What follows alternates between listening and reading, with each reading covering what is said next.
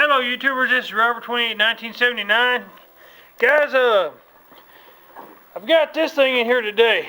It's another customer job. The Craftsman little DRM 500. And guys, it's kind of a messed up ordeal situation with this thing. The guy brought it to me, said he didn't know what was wrong with it. And then about 10 minutes after talking to him, he turned around and said he rented out of oil and the motor, he thinks the motor locked up. So I turned around, fiddled with it, got the motor broke free. One try to start it, guys, it's getting fire, it's getting gas, but won't start. Well, pull the spark plug out, make sure the spark plug is good. Guys, I don't know how he done it, but he broke the thing in a way to where the cylinder, I don't know if it's a rod snapped or what, but the piston does not move, and this thing will crank and crank and crank. So what I'm going to do, guys, as y'all seen in my other video, I'll explain that here in a second. This thing has actually got a 9 horsepower Briggs & Stratton on it, guys. And what I'm going to do is I'm going to pull this motor off. I've already started. You can see I've got wires loose and everything here. Get it close up here. I'll start wires loose. Guys, all I got to do is pull the bolt in the crank there, get the main shaft pulley off, then I can pull the bolts for the motor, and this whole thing will come right up out of there. And what I'm going to do, guys, is right over here, I've got this 12.5 horsepower. That's a good motor. It ran on the tractor it was taken off of. They took it off because the rest of the motor was junk. Well, that's going to go on that mower over there, guys. And I don't know if I'm going to be able to use the actual cover for that one, or if I'm going to have to use this Craftsman cover here. Because I'll show you the other cover I got sitting over here.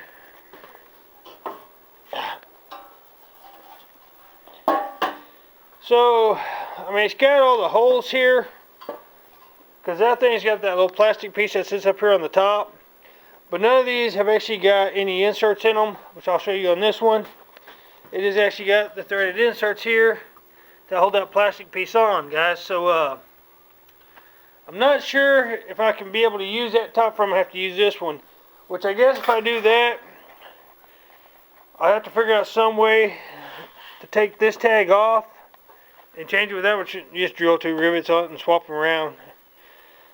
But it'd be no problem doing that. That way, if it ever breaks down and need parts, they can run the tag numbers, the model numbers, all that stuff, and come up with the right parts for the motor. Because going from a 9 horsepower to a 12.5, there ain't much difference, but there's still enough to where if they ever have to do something major to it, they'll have the right numbers.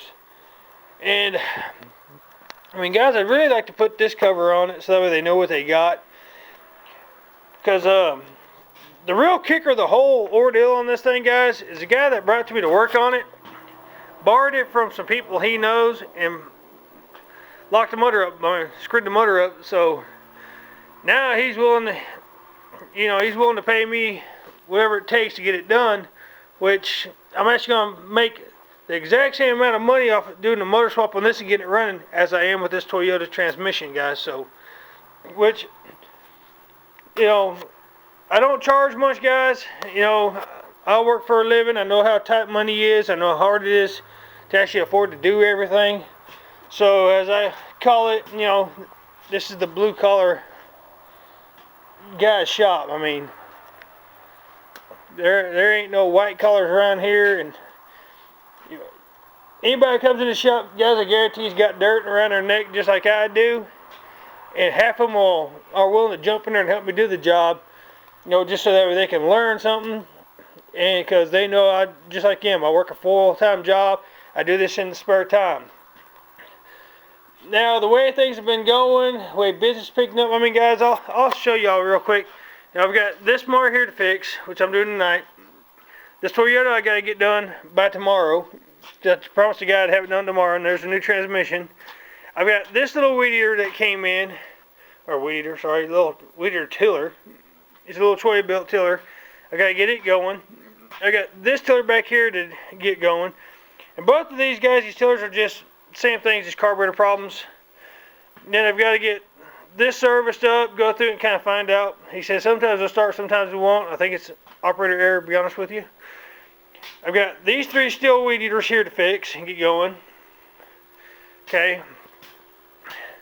I've got the Poland Pro that's back here on the table back here. I've got to get the carburetor redone on it. I've got the rebuild kit, everything for it. I got to get that done. And guys, that's just what's here in the shop. Okay, and now I've got to get this weed eater going. I got to get that weed eater going. That weed eater there, I've got to see if I can even fix that one. It's an old Ryobi and it's got some major problems. We'll see. The rest of this stuff, guys, here is just kind of stuff that was brought to me and just given, said here, do what you want with it. The blower, you know, it's been open exposed with no breather or cover on it, so I don't know if it's going to be any good. I'm hoping it will be. This weed eater, I think it's got just minor carburetor issues. I've kind of got to almost start a couple times and I just gave up on it for now. There's a gray one on top, belongs to a guy I work with. He needs it fixed. And, you know, why it's in that pile is because of my kids, but guys, and then this green Craftsman push mower, I've got to get it fixed. It's just carburetor issue on it, which it's a personal, it belongs to me, so it's this red one now. So those, but I've got this green Craftsman here that came in, guys. It's got to get fixed. I don't know anything about it. It was just dropped off here, and the guy said, find it, get it running, do what you got to do. So, yeah. And something about this type style mower, guys, just been becoming popular around here lately, and I hate the things. They're ugly. So, but anyway, that one's got to go in, and then this one's got to go in, guys. And then once I get done with this one, I've got another one identical to this one to work on. That's got a starter issue and a mild carburetor issue. So, and it's the same thing in Murray. So guys, I mean, that's just it on the lawnmower stuff as right now. That's what I got here, which I've got my big green one back there against the shed there, guys. So, you know, and then I got this little electric weed eater here, guys. It's got to get wheels put on it. I picked that up for a buddy of mine for his mother, because she's all green, you know, she don't want no gas powered stuff, so she even drives an electric car, guys. I mean, but this here, guys, I'll explain this real quick. This was given to me for fixing another mower. It had a actual busted rod in it, a push rod. The guy gave me this for payment. Guys, what I'm gonna do is I'm gonna build brackets off this top here and put a motor on it, and then I'm gonna have it to where it'll hook up to my Ford, which is over there on the back side of that Murray, and have me a tiller, guys.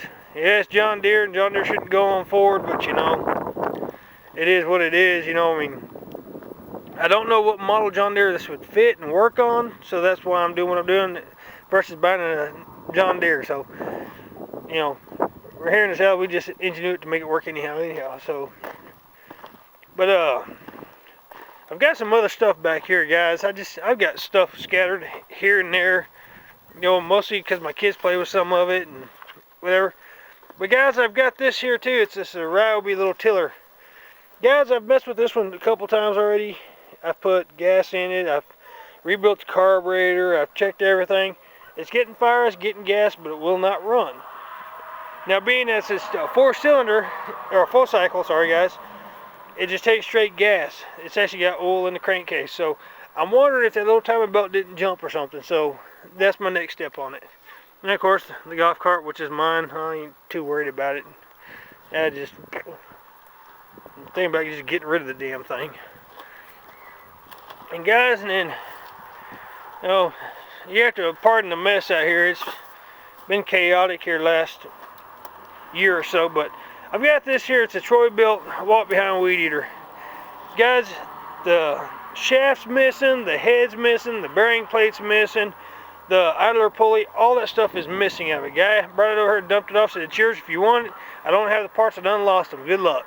So, and guys, the order of the parts for this thing is actually going to cost more than it would be to buy that brand new. So, it's, what do? Do I order the parts, or do I just take that motor off and stick it on something else? Which I hate to do that, but I'd like to find another one and actually get that up and going, because that'd work real nice in my ditches. But guys, that's pretty much the gist of it, of everything I got going on here at the moment, which I've actually got 4 more mowers I've got to go pick up from down the road here. Another guy who did lawnmower repair and stuff, he's just getting to where it's getting hard for him to get around. He's up there in the age and kind of wanting me to start doing some of his stuff for him, so which it works out. But now we got that thing right there, guys. That's the Ford that I got to put a transmission in.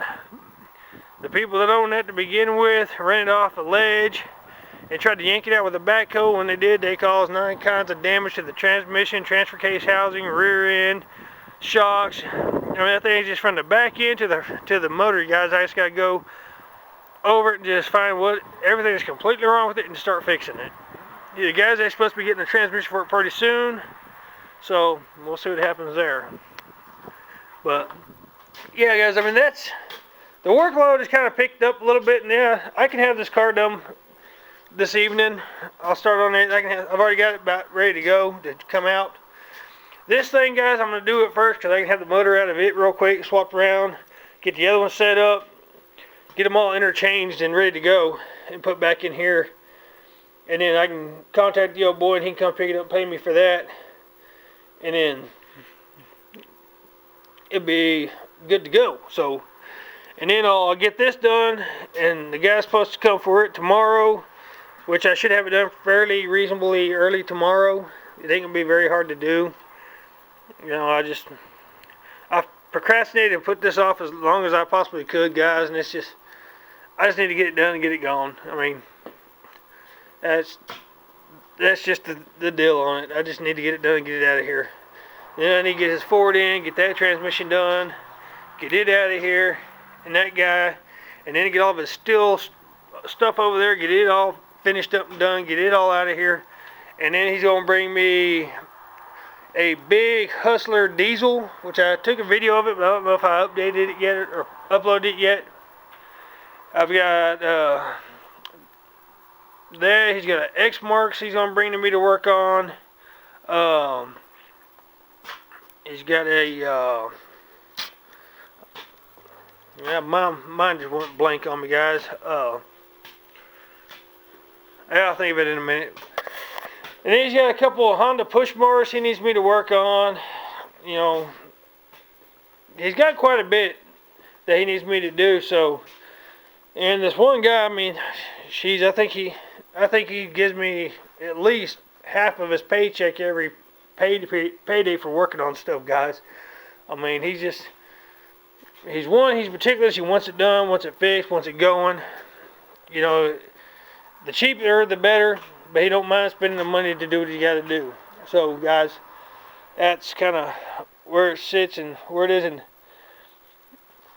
I know I told y'all, guys, in this video I just uploaded here a little bit ago, which I took a few days ago, guys, talk about a walk around in my camper.